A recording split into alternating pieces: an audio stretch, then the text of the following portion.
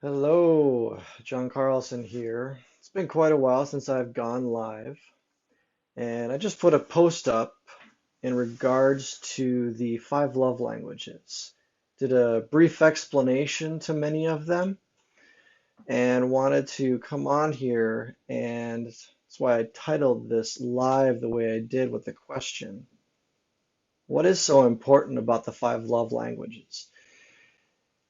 And when I first heard about this book, I didn't pick it up at first. I didn't really think too much of it. But the more I started to learn just about the concept of love languages, it started to make more sense. And for me, I had to understand what mine was first. So there's kind of about six things I want to go over here first. And the first one about the five love languages is knowing what your love language is. So how does that speak loudest to your significant other? Let me rephrase that. I'm getting even my own questions mixed up. So knowing what love language speaks loudest to you from your significant other. There we go. Reason why this is important is if you don't really know yourself and what speaks loudest to you, it's going to be a little hard, not impossible, a little hard to determine what your partner's significant other, your partner's love language is. I'm all over the place with my words right now. Bit of on the nervous side, but either way. So when you understand your own love language, it makes it much easier to communicate to your partner, your significant other, what speaks loudest to you. That helps them. Now, the second one is learning your significant other's love language.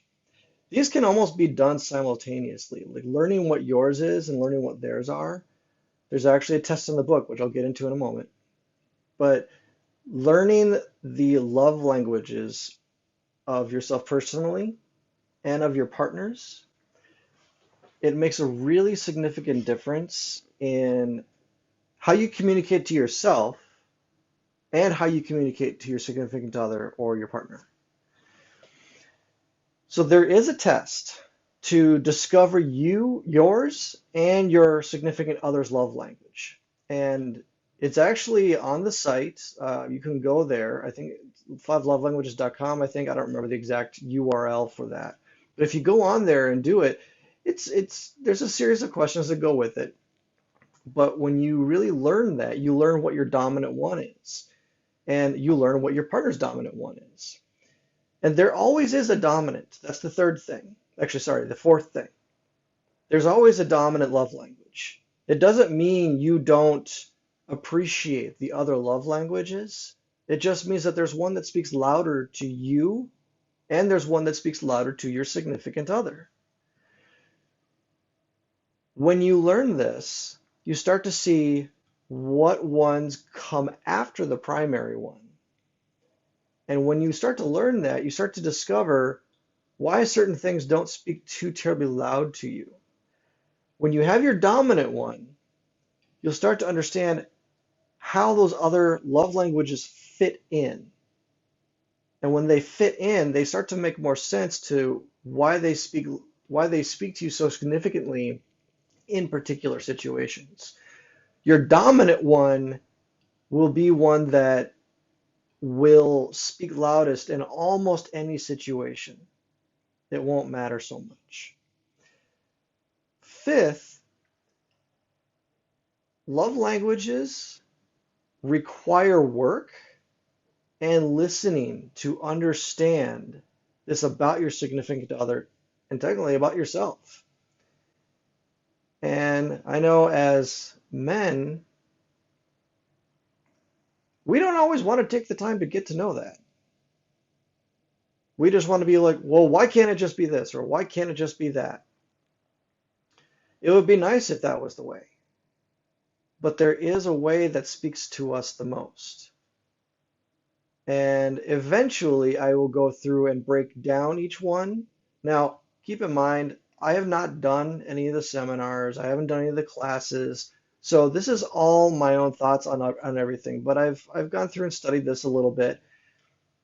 And through my observations, this is what I come to understand. And there might be some other aspects that I don't know yet, but I feel like these are important basics to really understand about your partner to really help the not just the communication, but the cohesiveness between you two.